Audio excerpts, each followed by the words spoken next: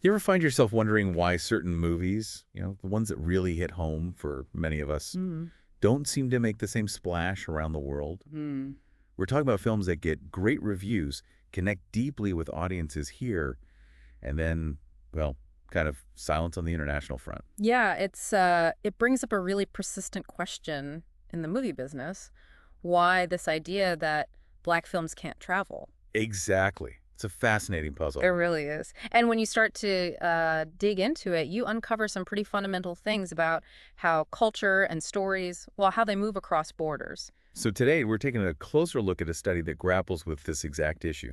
It's called Black Films Can't Travel, the Sinner's Case Study. That's the one. And we're using this specific research to really get into the nuts and bolts of why this might be happening. Yeah, because it uses the film Sinners as its central example, so we'll be kind of using its experiences to understand these broader challenges. Yeah. Right. So our goal today, it's pretty straightforward.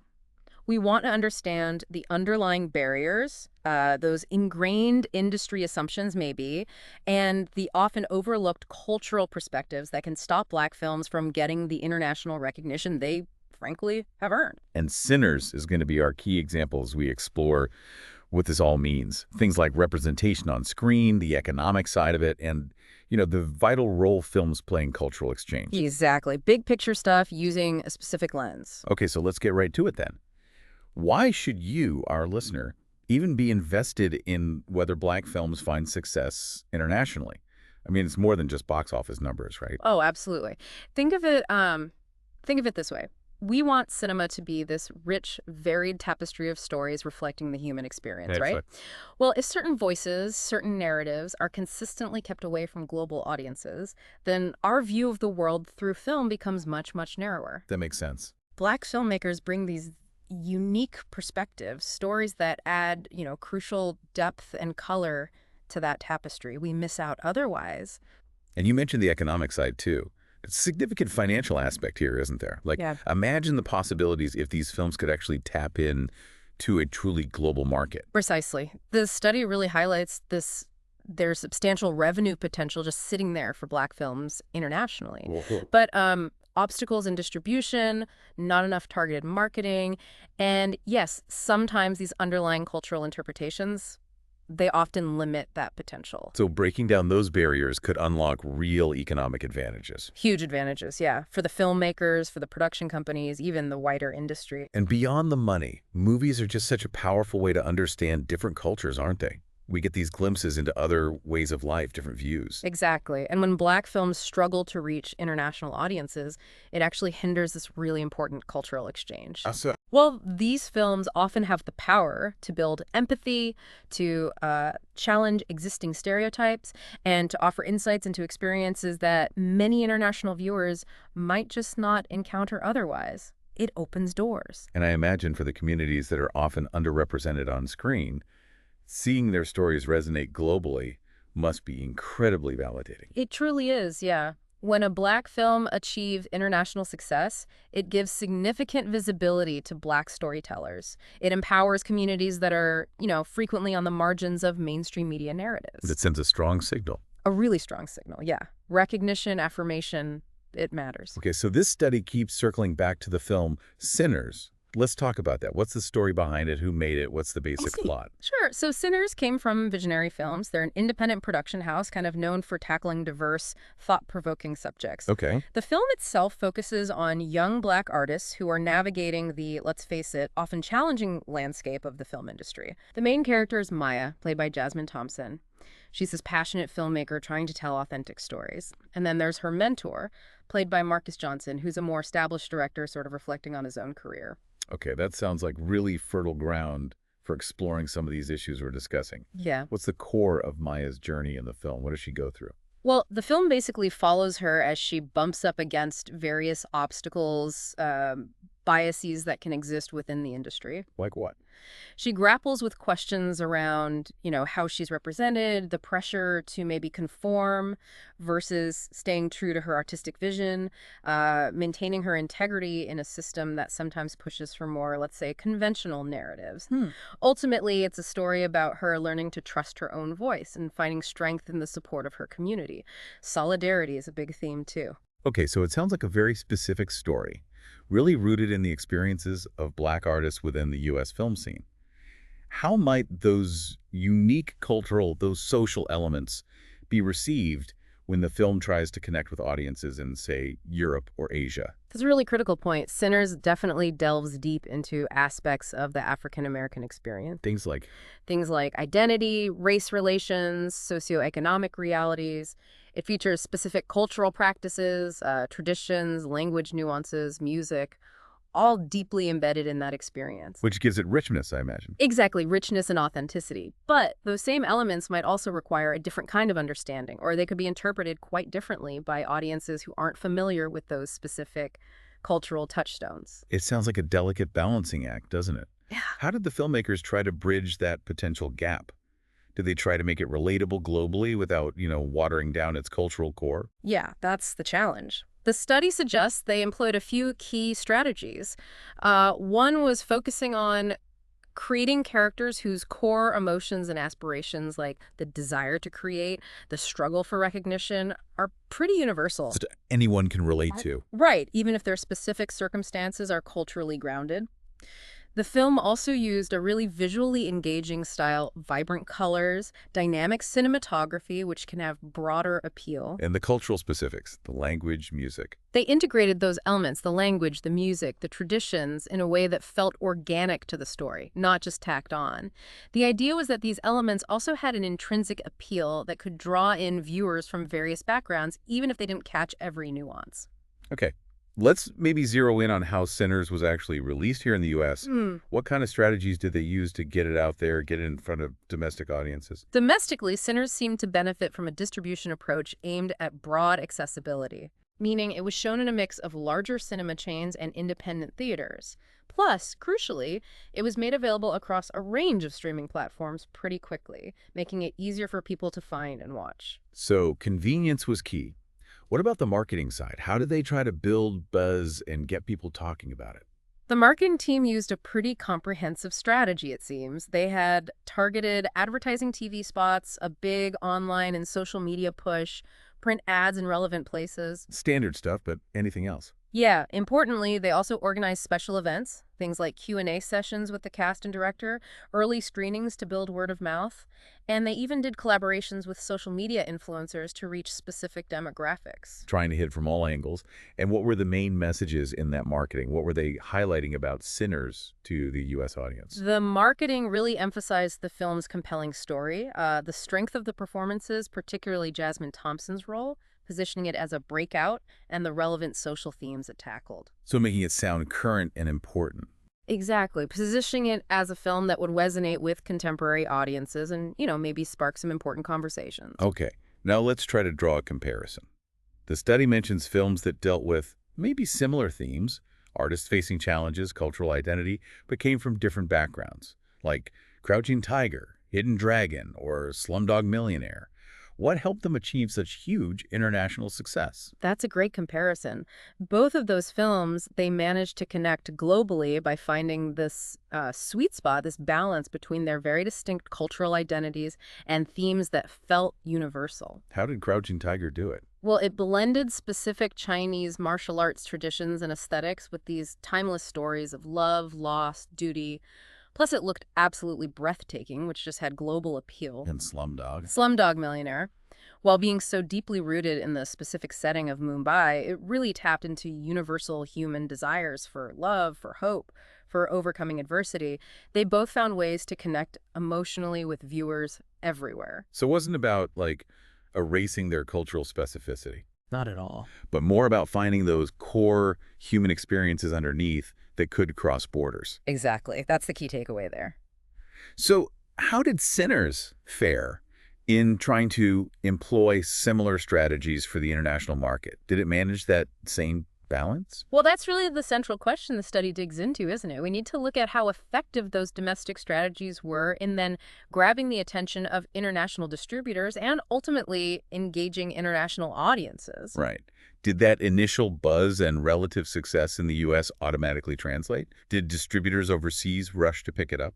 The study suggests that the transition wasn't nearly as straightforward as you might hope. Ah, While Sinners definitely generated attention domestically, the strategies used didn't necessarily land with the same impact internationally. It wasn't as effective in capturing the interest of those key international players. which really underscores the complexities, I guess, how films are received differently everywhere. Absolutely, different cultural landscapes, different market priorities.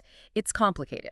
So, what are some of the things you'd look at to gauge how well Sinners actually did perform internationally? Like marketing reach, Yeah. where it was shown, feedback. Exactly those things. You'd look at the extent of its marketing efforts in other countries. Was there a budget for that? Which international distribution channels did it secure? Did it get theatrical releases or just niche streaming? Hmm. You'd also analyze audience responses, reviews, social media buzz in those specific markets. And crucially, consider how culturally relevant the film's themes were perceived to be in those different contexts. Did it connect? Okay, let's talk about film festivals. They seem so critical for independent films, especially ones hoping for international recognition. Hmm. What role do they typically play for Black films, and what might have been the situation for Sinners? Film festivals are incredibly important, yeah. Often vital. They offer a key platform for Black filmmakers to showcase their work to a global industry. Audience programmers, distributors, press people they might not reach otherwise. It's about exposure. Big-time exposure. Plus, invaluable networking opportunities, generating crucial buzz and media attention, and of course, the chance for awards and critical acclaim, which can really open doors. So, getting into the right festivals can be a real game changer.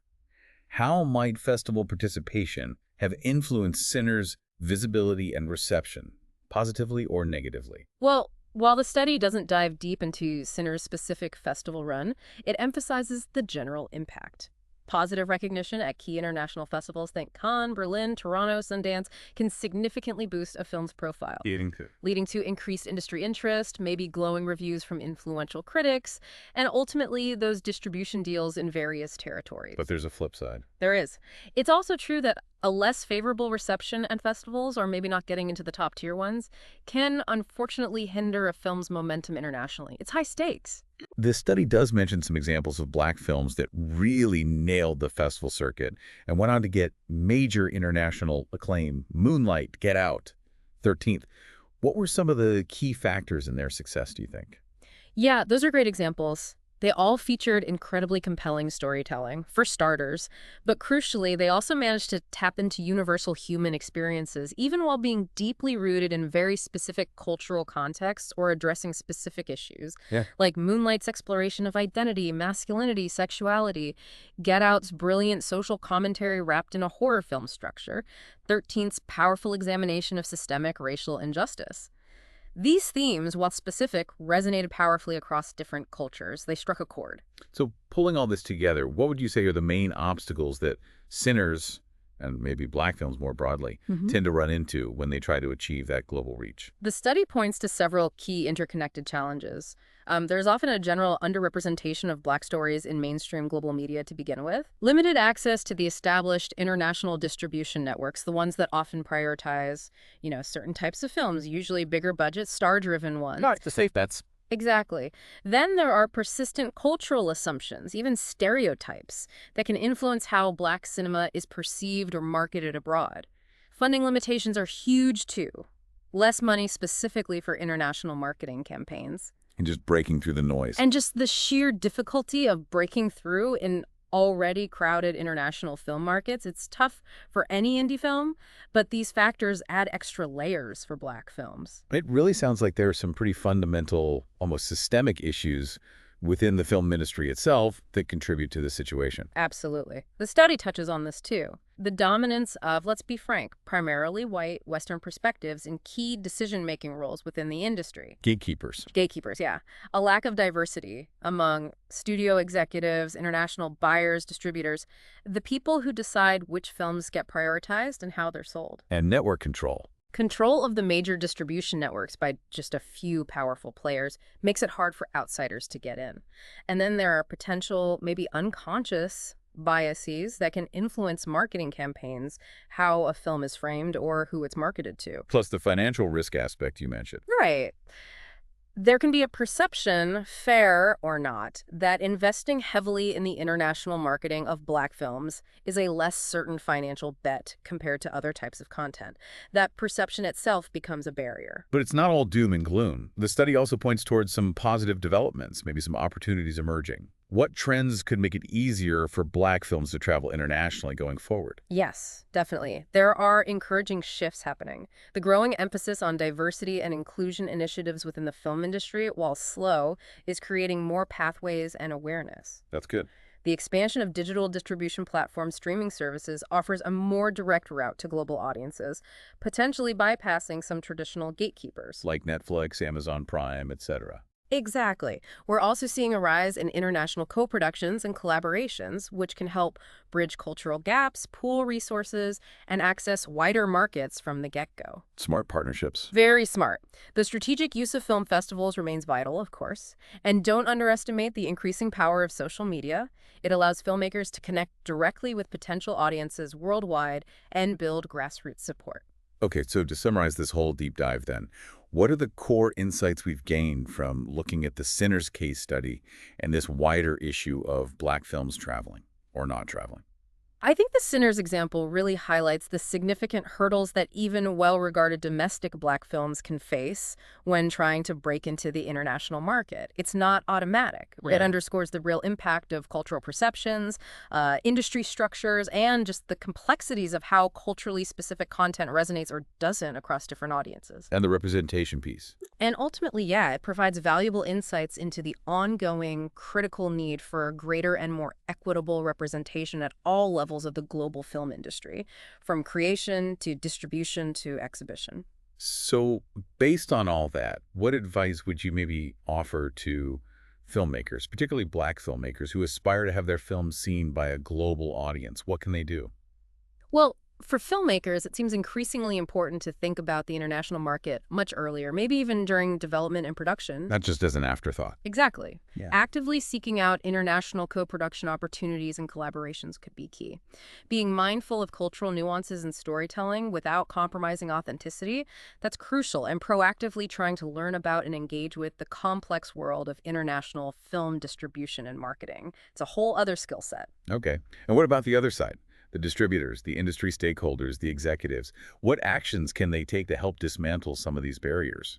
For them, key actions would include making a more significant commitment financially to supporting the international marketing and distribution of Black films, not just acquiring them, but backing them, Putting money behind it? putting real money behind it, adopting culturally sensitive and nuanced marketing strategies that actually try to resonate with diverse international audiences, rather than using a one-size-fits-all or stereotypical approach. And internally. And fundamentally actively championing greater diversity and inclusion within their own organizations. More diverse voices in the rooms where decisions about acquisition, funding, and marketing are made. That's probably the biggest long-term lever. It really brings home the point that diversity and representation in cinema, it's not just some abstract ideal or a nice to have.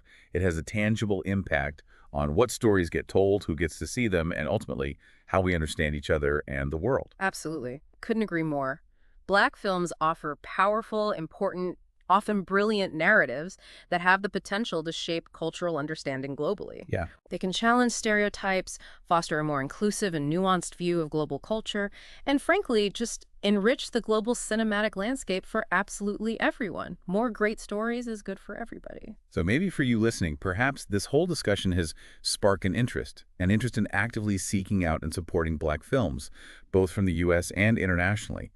It really sounds like a rewarding way to expand your own perspectives and just engage with some incredibly diverse and compelling storytelling. Here, go watch something new.